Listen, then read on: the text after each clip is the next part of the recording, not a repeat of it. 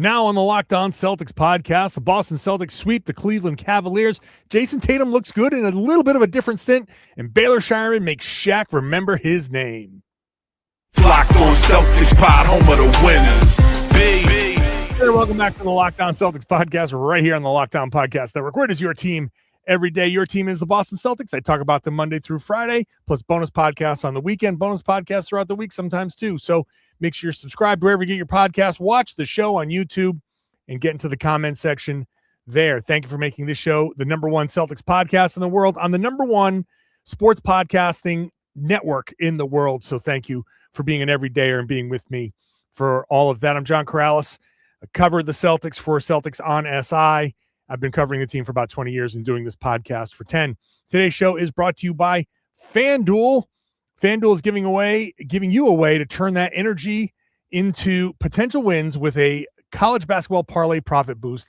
Head to FanDuel.com to get started. That's FanDuel.com. FanDuel, play your game. The Boston Celtics beat the Cleveland Cavaliers. There was a little bit of a the Cavs pushed back for sure, and the Celtics were able to hold them off. They got a little bit of something from everybody. They got something from Baylor Scheierman, which was an interesting moment there at halftime with Shaq that I'll get to in a second. They got something from Payton Pritchard down the stretch. Jaylen Brown was huge. I'll get to him in a little bit. The second quarter was a really interesting kind of second quarter that's where the game kind of flipped.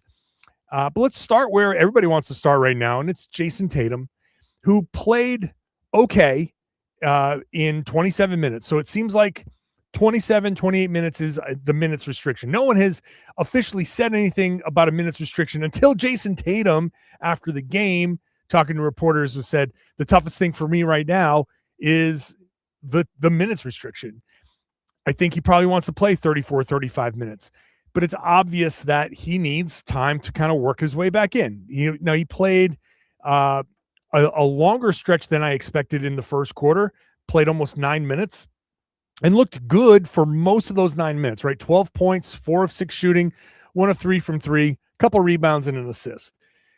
Towards the end of it, he had a miss right before he subbed out that was very clearly short. Like, it was his shot looked a little bit more like he was trying to get it to the rim. It just looked a little bit more, oh my God, I'm tired. I got to make up for it somehow.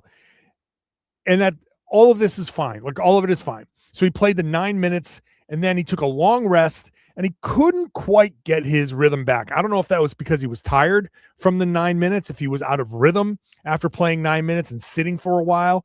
He didn't get it back until the very end, where he got a very important layup, got to the rim, which was good. Nice to see him kind of getting downhill. I did have questions about how often he would drive, but it looks like he feels comfortable. And then he hit a three. It was a great play where Pritchard was kind of trapped on the right sideline, right about the hash mark. He fights to keep possession. He gets the ball over to Neemias Queta. Queta takes one dribble, reads the defense, kicks it over to Tatum in the left, right at the break. Tatum drills the three, and that was basically it. It wasn't, I'm calling it a dagger three, but it wasn't really the dagger, but it kind of was. So then that's when Tatum kind of like got back to himself a little bit. But like I said, he scored 12 points in the first quarter. He ended up with 20, so just 8 the rest of the way. 6 of 16. 3 rebounds, 2 assists. So I'm going to say, obviously, needs work. That's part of the rehab process. And look, I think one of my takeaways from these two games is that Tatum is answering, like, a lot of these questions about Tatum have been answered already. It took 2 games to get the answers to what we've been looking for. Obviously, there is more to be done. We know that the kind of integration with this team and getting the timing down on some of these plays, and it is a little bit of a different set of things that he's going to need to do, where he sets the picks. He's going to have to set more picks than he's used to. He's going to have to be part of that offense more so than he has in the past in terms of like setting the pin downs and, flipping the screens and doing, a couple more things off the ball. It's just a little bit of an adjustment there. Not a big deal at all, but still an adjustment nonetheless. And the kind of Jaylen Brown piece is going to be something that just needs a little bit of refining as we go through. This game was a little bit more kind of like my turn, your turn thing. I think maybe by design to get Tatum, like, okay, you're getting this the first quarter minutes, that let's get Tatum some of these opportunities early because he's fresh. Let's go. Let's work him in. Let's make this thing happen. And then Jaylen in the third quarter kind of was like, okay, this is my time. Not like in a bad way. It's just, I think they, by design, were letting, like, that's when Jaylen was going to start doing his thing. And in the third quarter, he was great in the third quarter, right? That's where the Celtics kind of were able to hold off another Cavs charge and build their lead out to its biggest point. And Jaylen was definitely a part of that third and fourth quarter. So I do think they're going to have to figure some of these things out as they go along. But you watch Jaylen on his Twitch stream the other day, and he was talking about, like, he seemed genuinely excited to be doing a little bit more off-ball stuff. And his, catch and shoot game there has been no catch and shoot game this year for him because he's been on the ball so much. So with Tatum back, I think getting some more catch and shoots is going to be a big deal for him. So that, I think, is something that still needs to be refined. I think refined is the best way to put it. Not figured out, not are they going to be able to do it. It's clear already that they will be able to figure whatever they do need to figure out. It's just a refining process because Tatum is nowhere near cardio-wise where he's going to be when he's fully back 100%. He's further along cardio-wise than I expected because I didn't even expect him to play in this game.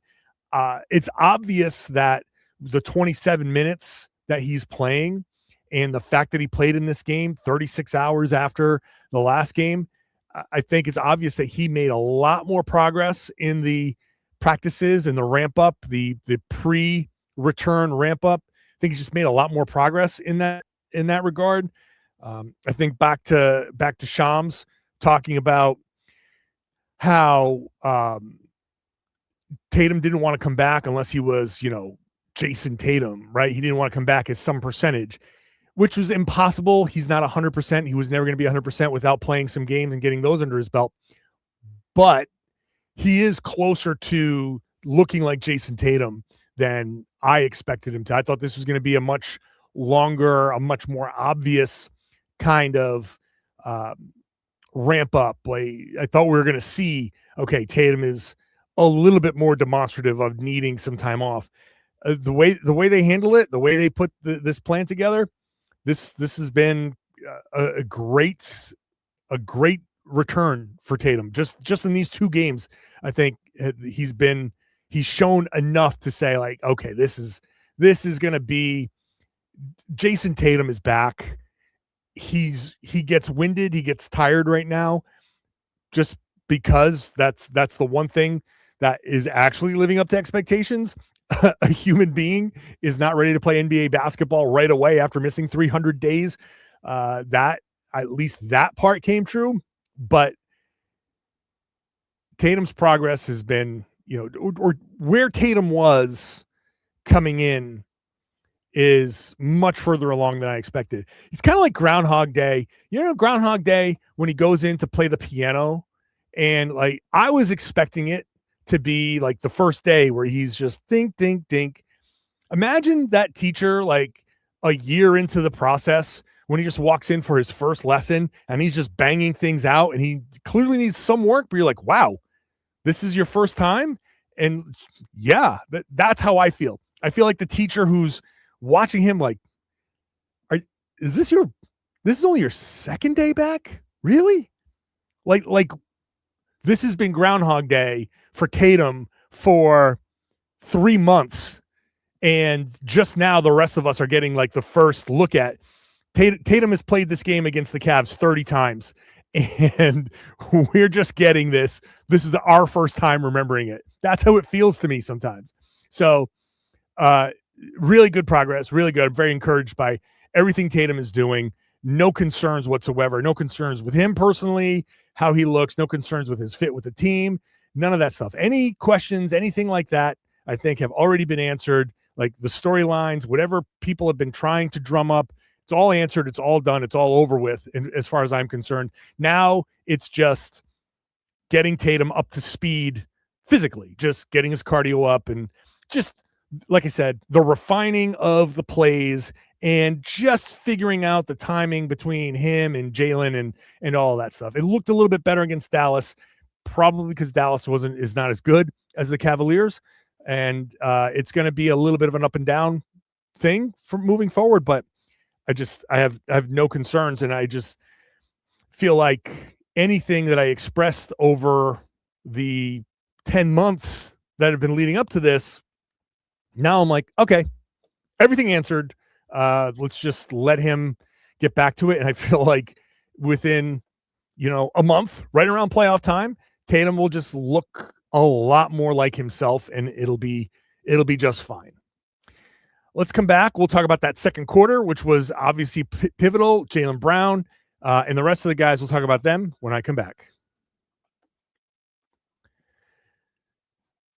Today's show is brought to you by Quo. Spring is a natural reset point. Oh, the clocks have changed. I feel good.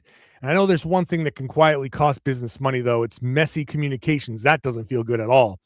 Missed calls, scattered texts, no clear thread of who said what.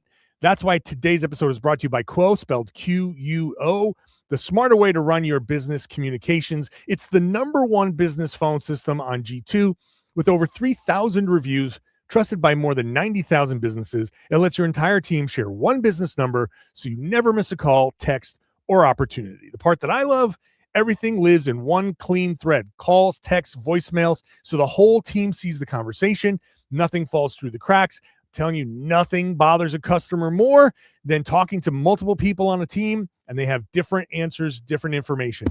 The AI summary saves serious time by logging calls and highlighting the next steps automatically. It makes your business feel more organized and responsive. Make this season no opportunity and make this the season that no opportunity and no customer slips away. Try Quo for free and get 20% off your first 6 months at quo.com/LockedOnNBA. That's QUO.com/LockedOnNBA. Quo, no missed calls, no missed customers. Today's show is also brought to you by Prize Picks. Shoot your shot on Prize Picks and get $50 in lineups instantly when you play your first $5. That's right. Prize Picks is now giving you $50 in lineups when you sign up and play your first $5 lineup. And it makes every dunk, every assist, and every big play that much more exciting. Prize Picks is the #1 daily fantasy sports picks app, and it's super simple to play. It's easy. You pick more or less on 2 to 6 player projections, their stats. And if your picks are right, you can cash in. You can build lineups across tons of sports: basketball, baseball, hockey, college basketball, soccer, golf. Do I need to go on? I could if I wanted to. One feature that's really cool is the early payouts. If your player gets off to a hot start, like maybe Jayson Tatum in the first quarter, you could have the option of cashing out winnings before the game even finishes. It's a really fun way to test your sports knowledge and stay locked into the action. Download Prize Picks today. Use the code LOCKEDONNBA. LOCKEDONNBA to get $50 in lineups after you play your first $5 lineup. That's code LOCKEDONNBA to get $50 in lineups after you play your first $5 lineup. Prize Picks. It's good to be right. Thanks for making Locked On Celtics your first listen every day. You want to join the Everydayer Club? You're an Everydayer already. Join the Everydayer Club. You get ad-free shows for $5 a month or $50 for the year. You get access to the group chat on Discord. And if you sign up before the NCAA tournament tips off, you can get into our Everydayer Club bracket pool on Discord for a chance to win Locked On merch. Should be a lot of fun. Right now, you can use the code MARCH to get your first month free. Head on over to LockedOnCeltics.supercast.com or follow the link in the show notes. Use the code MARCH to get your first month free. Second quarter was where this game really turned. Um, the Celtics weren't good in the second quarter. Let's just be honest here. The Celtics in the second quarter shot 5 of 20. They were 1 of 9 from 3. They did go to the line 10 times. They were perfect. They scored 21 points. In any other scenario, 21 points in a quarter on 5 of 20 shooting and 1 of 9 from 3, you'd be like, ooh, how much of a hit did we take? Well, the Celtics added 11 points to their lead because the Cavs were worse. 4 of 25, 0 of 14 from 3. Wow. Right? And only went to the line 4 times. They missed 2. They only had 4 offensive rebounds and all of that. And that's the big thing here for the Celtics, that you can say some of the second quarter was Boston's defense for sure. Boston had a couple of really good defensive stands in that second quarter. I remember one in particular where Derek White just made this incredible read to get out to, I think it was Sam Merrill at the top of the key when he and Jaylen kind of made the same decision, went to the same place. And Derek was just like, oh, you know what? I got to go this way. Just understood the situation, got out, challenged the shot, was great. So some of that definitely happened in the second quarter. Also, to be real, the Cavs also just flat out missed a ton of shots in that second quarter. They went as cold as I've ever seen a team go in that second. And they only scored 10 points. This is where the game really flipped. But let me actually rewind, because I don't want to miss on what Sam Hauser did in the first quarter, where the Cavs came out to an 11-3 start, and it was like Evan Mobley was dominating the game. It looked like, this was an moment. And they weren't hitting threes. They were getting a lot of twos. Mobley hit a 3, but he was mostly scoring inside. And he got a couple of blocks, but Sam Hauser hits a couple of 3-pointers, and all of a sudden Tatum hits one, Payton hits one. The Celtics, because of Hauser starting this, that 11-3 became 13-13 quickly. And then the Celtics ended up going up 35-26 at the end of the first quarter. And that was as critical. Like, when I talk about clutch shots that come outside of the fourth quarter, the Sam Hauser 3-pointer early on that triggered this run that tied the game up, very important shot. That is a clutch shot, because instead of 11, instead of it going to 14 or 13 or 14-3 and the run continuing, now 13 or 11 to 6, you feel like, okay, this is okay. It's only 5 points, right? The difference early on between they're starting to build a big early lead, and it's only 5 points, one stop, another shot, and here we are. We're good. Then that is a massive difference. And that's where I think it gets really important, right? It's 7-0. Hauser hits a shot. They get it to 11-3. Tatum hits a 3. Tatum hits a fadeaway. Then Hauser hits a 3, 11-8. Then Tatum hits the 3. It's 13-11. Then Derek White with a cut. Boom, 13-13. Everything's settled. Everything's fine. And now the Celtics go on their run. Now the Celtics take off. And the difference between, oh crap, they're really running away from this early on. We need to, maybe this is when somebody gets that, like, I got to do something. I got to make a shot. I got to take something. Jaylen, Jayson, somebody says, okay, I got to do something. The pressure kind of ramps up a little bit. By hitting that 3, everything calms down. The Celtics go off and go on their run to make it 35-26. 26. So then in the second quarter, as the Cavs keep missing and missing, that now they're doing what I was saying the Celtics might have done. They're searching, they're pressing. They're like, okay, no, I'm going to take this shot. I got it. This is open for me. I got it. Nope, that's a miss. And then everything you see, Thomas Bryant had a shot that he missed, and it was a layup, and he just deflated. Boom, Celtics go down the other end.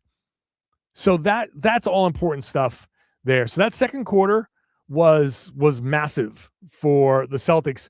The rebounding was critical in that second quarter, and that's on everybody to go in there and not only get the stops, but to clear the Cavs aren't exactly a monster rebounding team.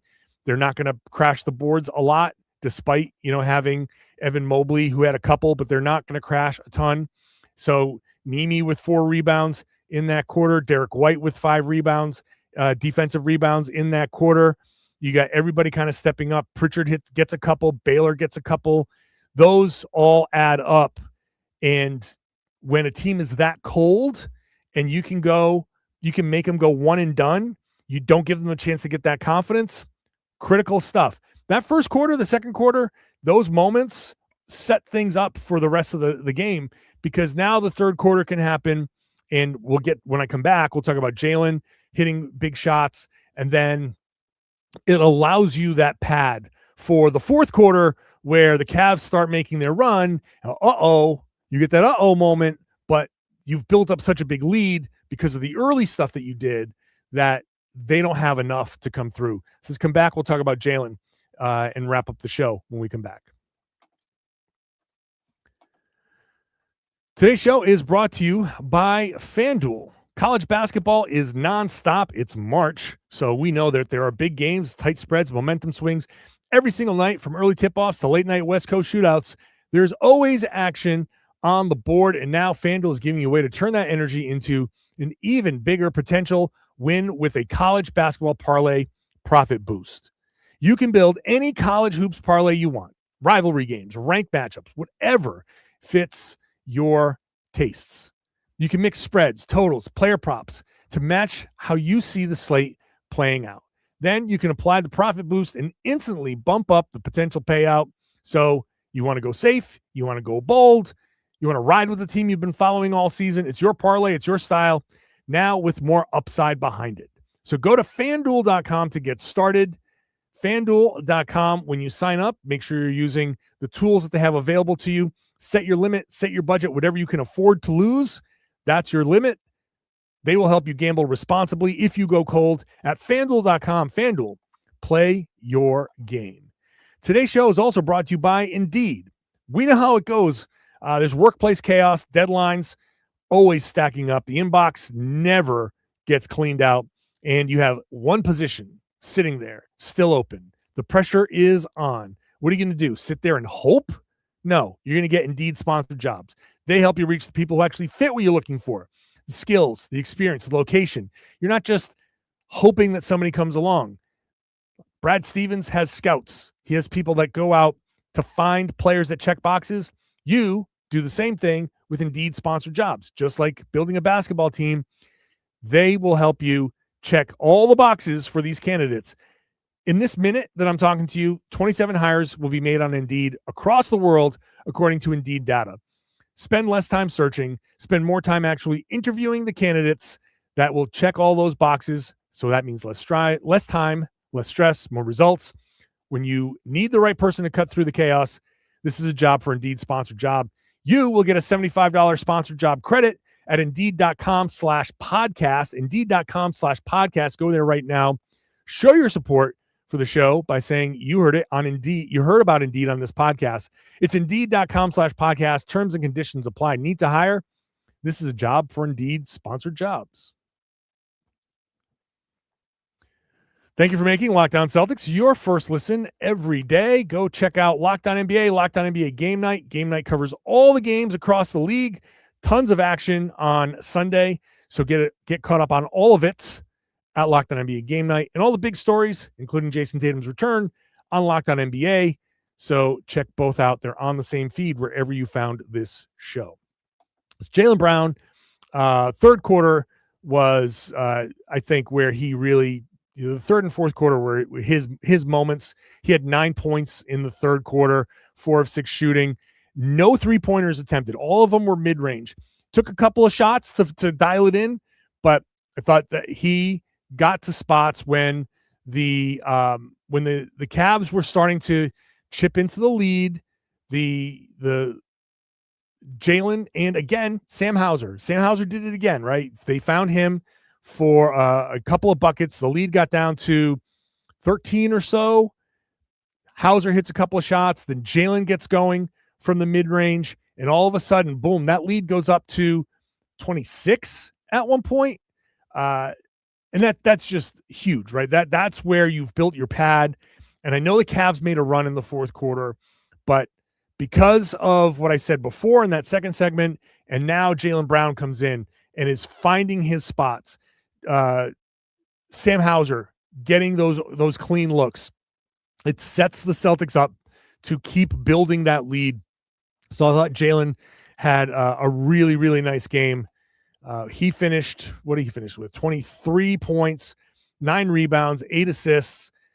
Just a little bit, a little struggle early on, so it wasn't the most efficient night, but he found it when he needed to find it. And like I said before, I think some of the struggles early on were just finding his spots as Jayson was going, and this is just part of the refining process that Jayson and Jaylen will both kind of find their spots within the flow of the game, with it being a little less kind of me. Okay, you get this portion, I get that portion.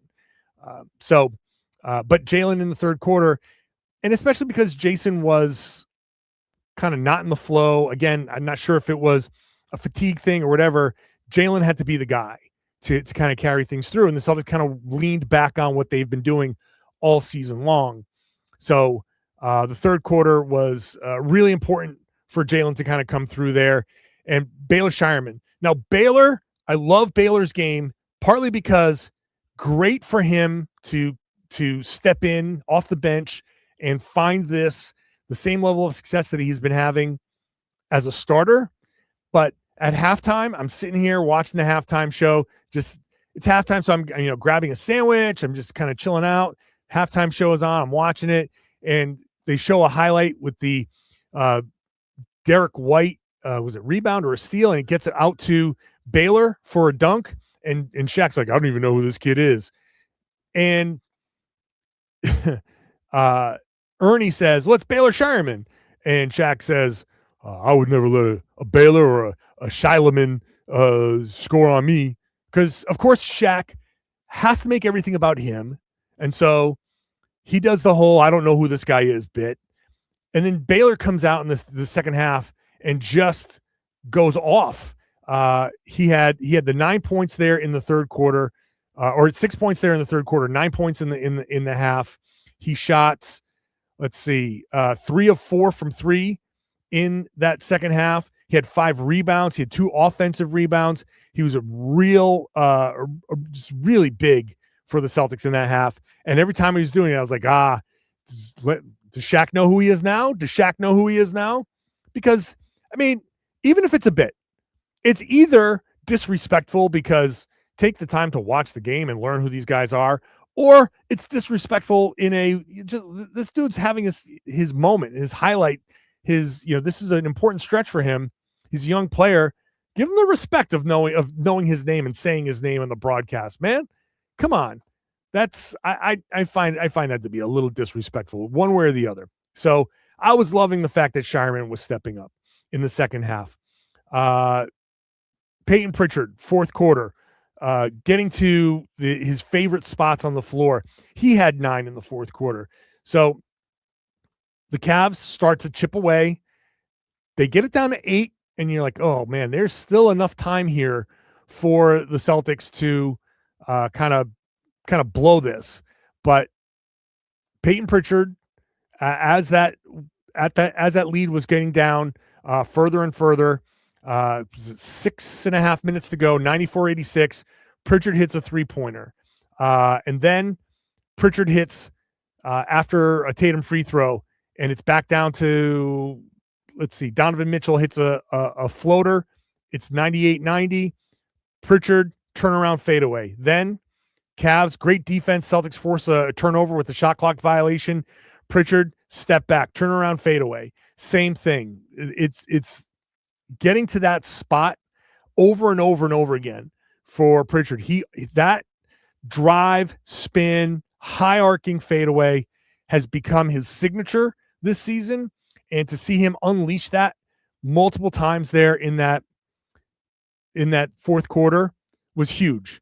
Shireman gets a big 3-pointer there at one point when the game was down to 10. Then Tatum, nice drive when the game is at 9. That was good to see that level of aggression. So he gets that game. He helps keep the Cavs at bay. And then that play that I talked about earlier, where it's Payton to fighting to keep possession, out to Kata, out to Tatum for the 3-pointer that makes it 107-95. The Cavs still made it a game, but at that point, no other made baskets. There were no other made baskets after that. It was just free throws, and the Celtics kind of hold them off. So everybody does something, right? Everybody in this, even Derek White, who just, I haven't really mentioned him because he did things, right? He did, like I did mention that defensive play. I did mention that assist out to Baylor. He did do some other things, right? He had 7 rebounds, 5 assists.